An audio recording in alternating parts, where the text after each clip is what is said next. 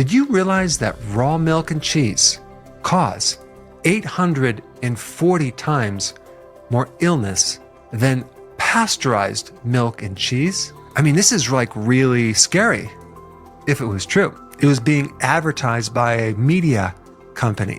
I mean, why would a media company pay for an ad to scare people against raw milk? Did you know that raw cheese and milk are reported to be 840 times more likely to cause illness compared to pasteurized options?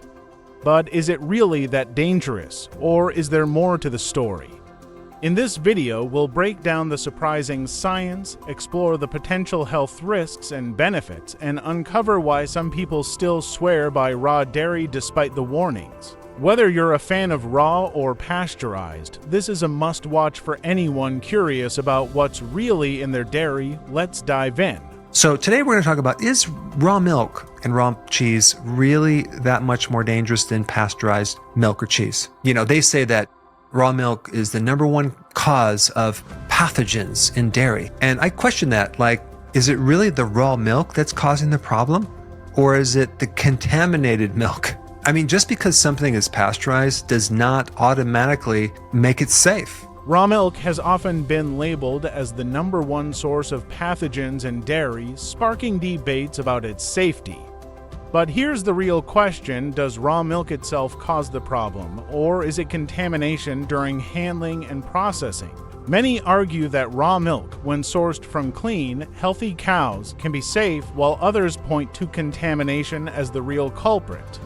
In this video, we'll explore the facts, separate myths from reality, and help you understand what's really behind these claims. Stay tuned. And of course, they're going to talk about, oh, there's like high amounts of E. coli in raw milk. Well, first of all, E. coli is not only in raw milk, it's also in pasteurized milk. In fact, in your body right now, you have E. coli.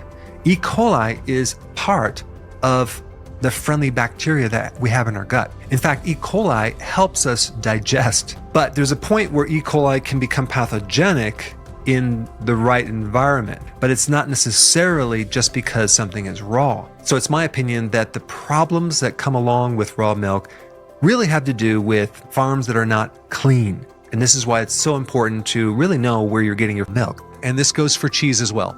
I mean, if you take raw cheese versus pasteurized cheese, there's a big difference. E. coli is a bacteria found not only in raw milk, but also in pasteurized milk and even naturally in our bodies.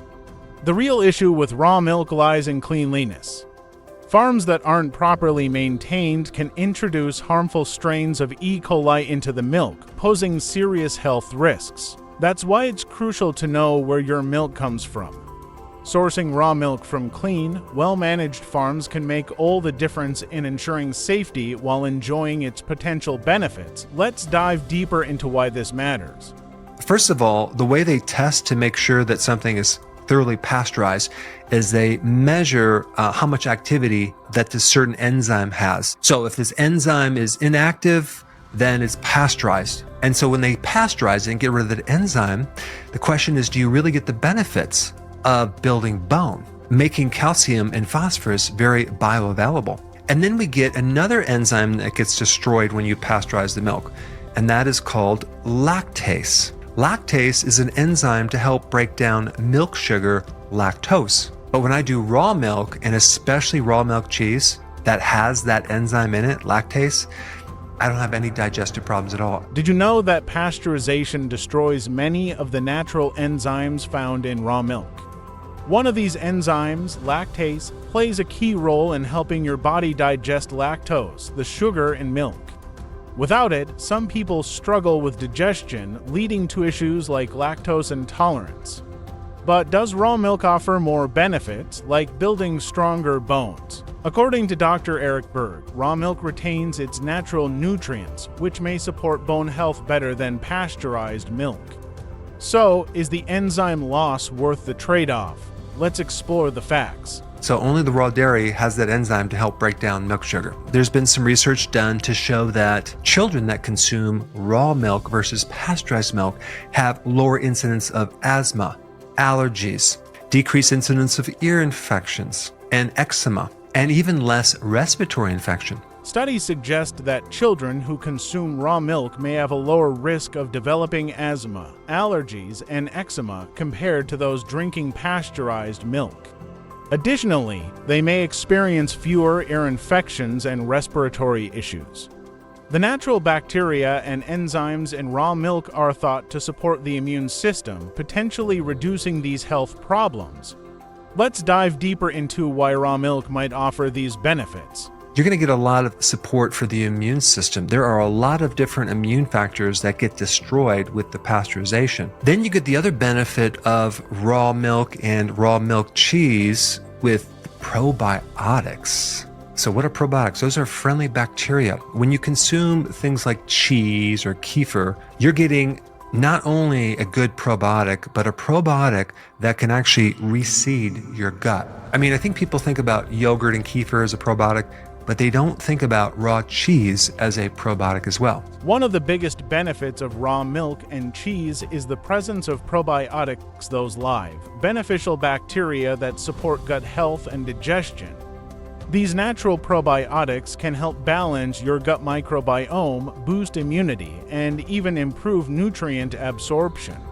Unlike pasteurized options, raw dairy retains these vital microorganisms, making it a powerful addition to a healthy diet. Let's explore how. However, in America, if a cheese is fermented over 60 days, it can be considered raw. So recently I was in Bethesda shopping at this boutique specialty store, and I was trying to find some European cheeses, and I found a bunch of them and some American cheeses that said that they're raw, so they were fermented over 60 days. And I went home and I was consuming these cheeses, and I found one that was really delicious, and it was actually from America, called Meadow Creek Dairy Cheese.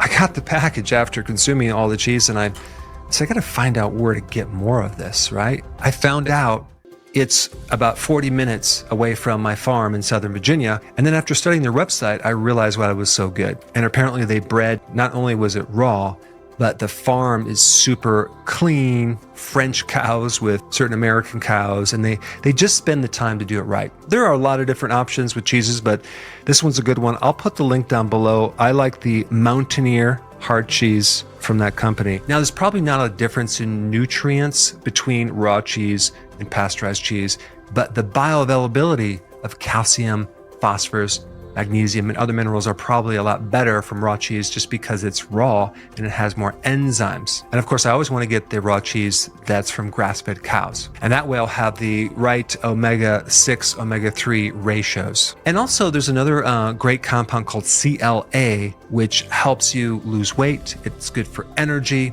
It's anti-inflammatory. So in summary, do I think raw milk is safe? Absolutely, if it is purchased from a farm that is clean. So you need to study up on the farm that you buy your raw milk from or raw milk cheese, and then make your own decisions. In conclusion, Dr. Berg says raw milk can be safe if you purchase it from a trusted, clean source. The key is knowing where your milk comes from to avoid contamination and enjoy its full benefits like probiotics, enzymes, and nutrients. What do you think about raw milk? Let us know in the comments, give this video a thumbs up, and don't forget to subscribe for more insights like this. Your support helps us create more valuable content.